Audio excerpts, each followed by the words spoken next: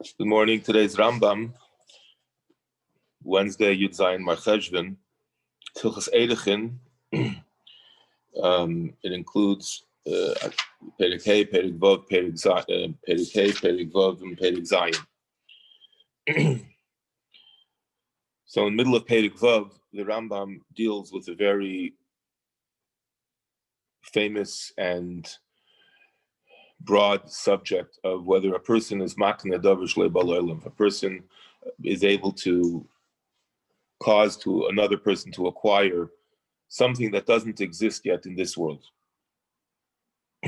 Truthfully, the Rambam deals with the same subject, and perhaps even in a broader level in Hilchos Mechira. Over there, he brings additional information. Perhaps when we get to Hilchos Mechira, we will deal with it, with the differences in the Rambam in Hilchos Erchin and in Hilchos Mechira. Today, we will deal with how the Rambam describes the topic in Hilchos Erchin, Perek Shvi. So the Rambam says this, talks about as follows in Halacha Chavav, in Perek Vav. I'm sorry, not Perek Shvi, Perek Shishi. In the 6th Perek of Hilchos Erchin, Perek Chavav, Halacha Chavav, he says as follows: Ein Adam Magdish Davar Shlei B'Olam. A person cannot sanctify to the Beis Hamikdash, because Erchin talks about items that we have, that a person decides to donate or to sanctify, to give, to cause to be given, which is called Magdish, to the Beis Hamikdash, to Berek Habayis, or other things, or Karbanis. So Eino de Magdish Davar Shlei B'Olam. A person cannot sanctify, cause to be donated something that has not existed yet, something that is not in this world. Ketzad, for example, Mashatalim Mitzudasi Min Hayom Kodesh. A fisherman wants to have a good day in his work, so he says the first catch that my net will bring up, the first crop of, or the first catch of fish that my net will bring up, I'm going to give is sanctified to the Beis Hamikdash. Mashit or mashitaitzi sadezemina peres, whatever my field, my orchard will produce is cherem, which is also means it's donated specifically for the Beis Hamikdash. Loi Amar Klum, says the Rambam, he has not said anything. And the Rambam continues with various halachas, for example, Hamagdish Maase Yedei Ishtoi, which is not relevant to Erchin, but since he's on the topic, he talks about this as well. And again, it's dealt with at length in other places. Somebody who decides to donate to the Beis Hamikdash the fruits, so to speak, of the labor of his wife, a person is able to retain the profits of his spouse, and because he supports her in other ways. So the Rambam writes that if it didn't happen yet, if it didn't come, only if it's here. Otherwise, it's not. Otherwise, it's not hegdish. Okay, says the Rambam in Halacha Lamed Aleph. Yeroeli. The Rambam doesn't. This is one of the few places that the Rambam doesn't just bring down the halacha, how in Gemara or in other sources, but he is what's called machriya. He decides. He makes a decision. Interestingly enough, there's a very beautiful sefer from a Gaon called the Aderes. I think his name was Eliezer David Rabinowitz Teumim, I believe it's called the Aderes. He was a prolific author.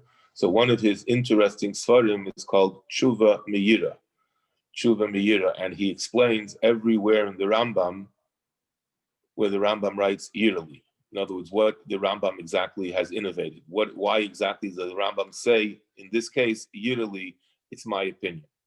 So here again, says the Rambam, it's one of the more famous yearlies, as we will see in a second.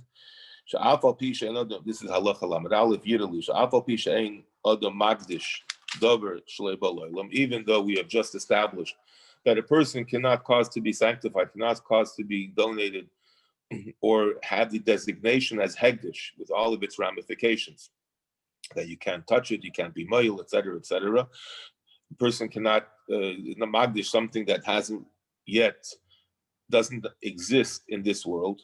Im Amar Harei Alayla Hakdisha. If a person says the words Harei Alayla Hakdisha, I will sanctify or I will donate. Harei Zachayiv Lakdisha. He has to do it. He's obligated to eventually donate this item or cause to donate this item to the Beis Hamikdash.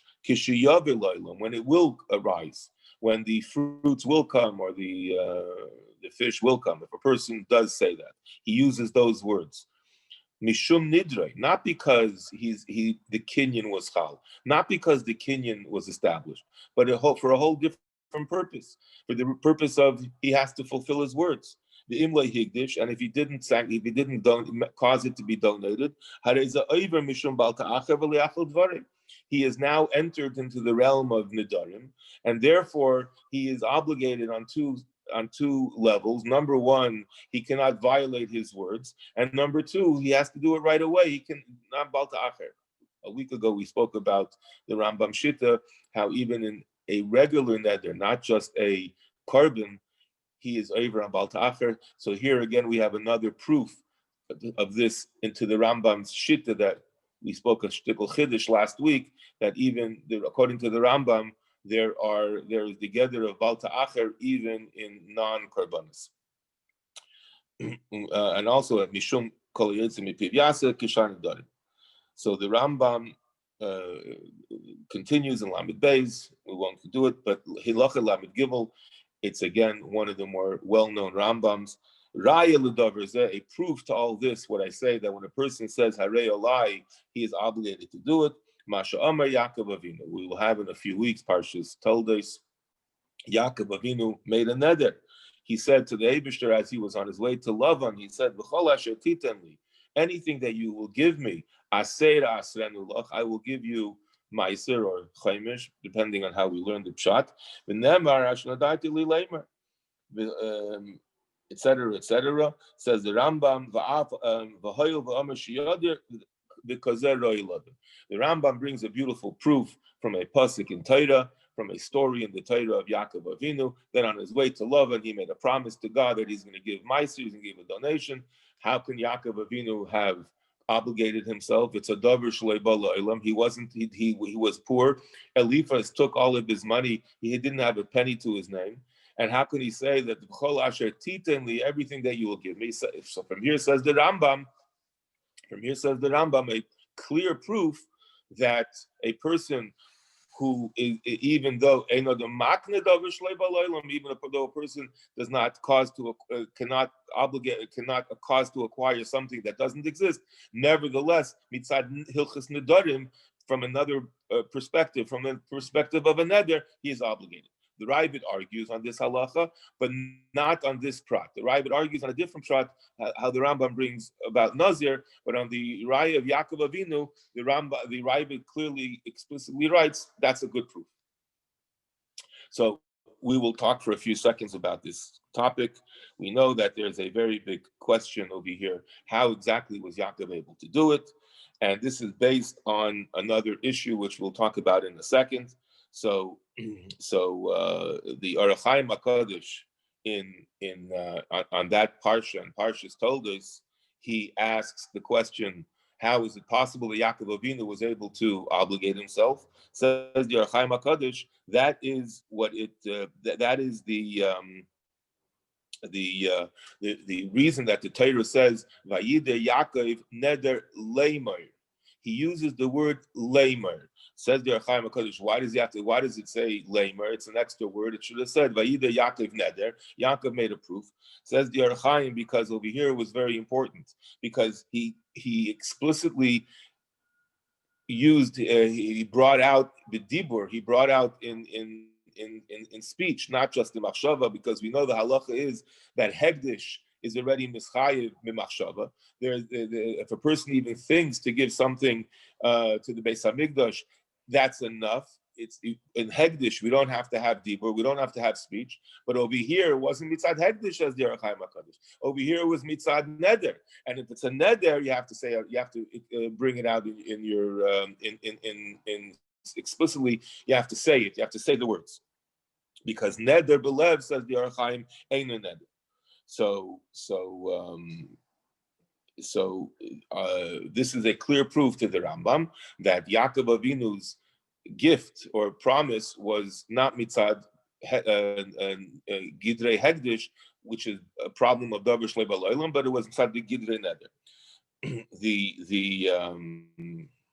The Pardes Yosef, which is a beautiful sefer ala Torah, lamdisha shtiklach ala Torah, brings down a question on this. The Rivash asks, which we'll see in a second, how the Rivash is relevant. The Rivash, Chuvas HaRivash, Siman Shin Chavches.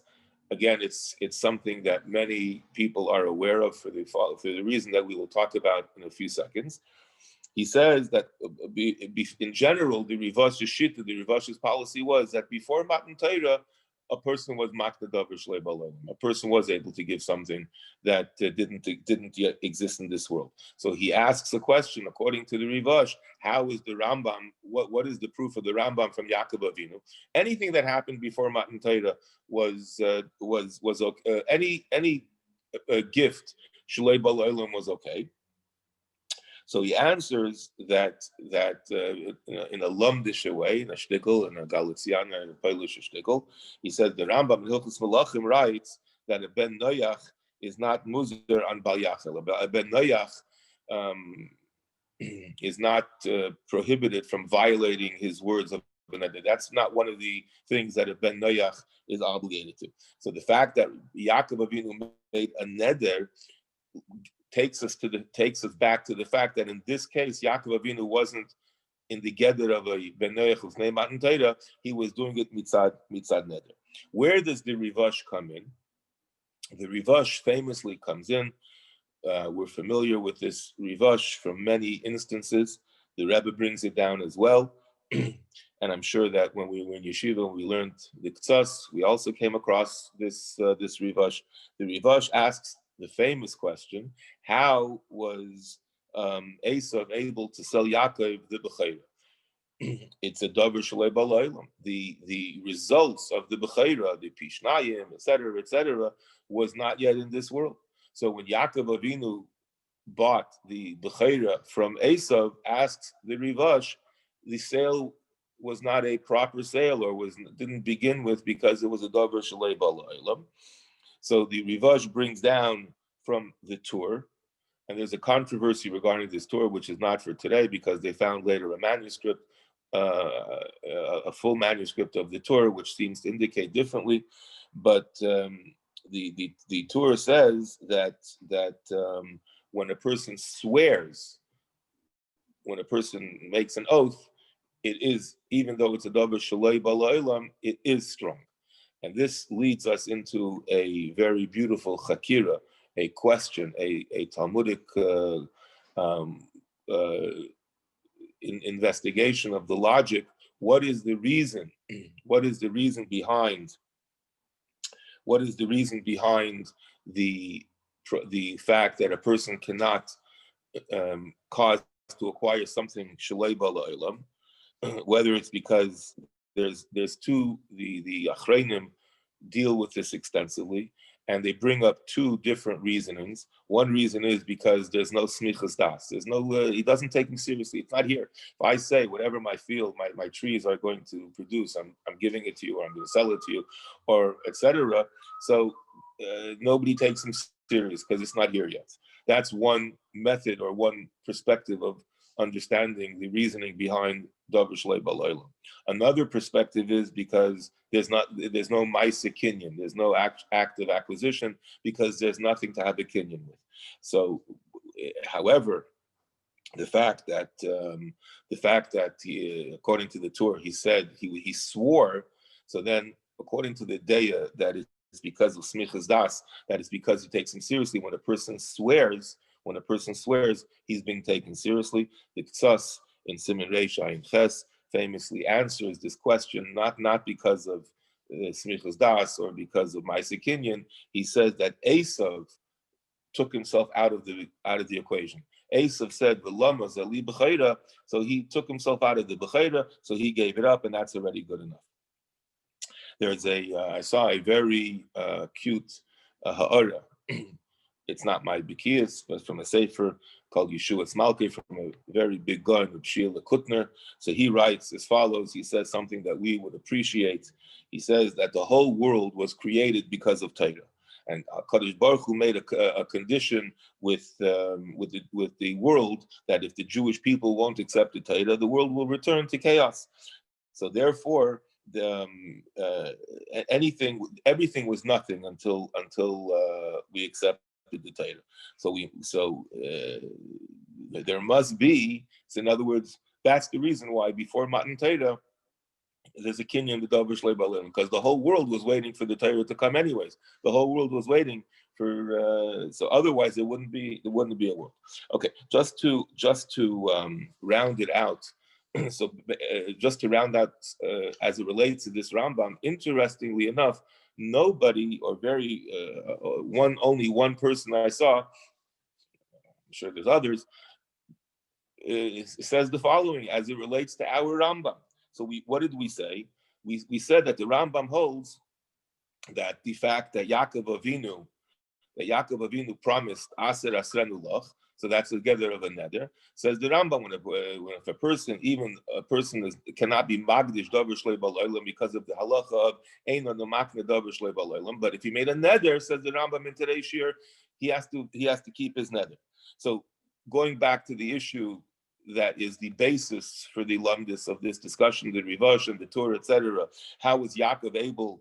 How is Esav able to sell the bechira to Yaakov? It's a mechira davar shalei b'laylam. So the answer was, according to the Torah, which we don't really want to accept so easily because there's a lot of questions on it, that this was before Matan Torah. So in the Chuvas Shailus and Chuvas Shailu Meishiv, he says obviously the Rambam didn't hold like this. Obviously, the Rambam argues. The Rambam will hold that even before Matan Torah, a person was obligated himself to keep his word. The mere fact that the Rambam brings a raya from Yaakov, he doesn't have to agree with the Torah. He doesn't have to agree with the Rivash. The mere fact that the Rambam brings a raya from Yaakov Avinu is a clear proof that there is no difference between before Matan Torah and after Matan Torah. So the bottom line is that according to the Rambam, we could bring a raya from Yaakov Avinu that even though a person is not makne davar shaloi b'laylam or magdish davar shaloi b'laylam, mitzad they didn't have kinyan, whether it's because of smichas das, because we don't take him seriously, or because whether there's nothing to actually have on the acquisition, but mitzad the dinim of neder, mitzad the dinim of he has to accept his vow and not violate, that he is obligated to do when it happens. Have a great day.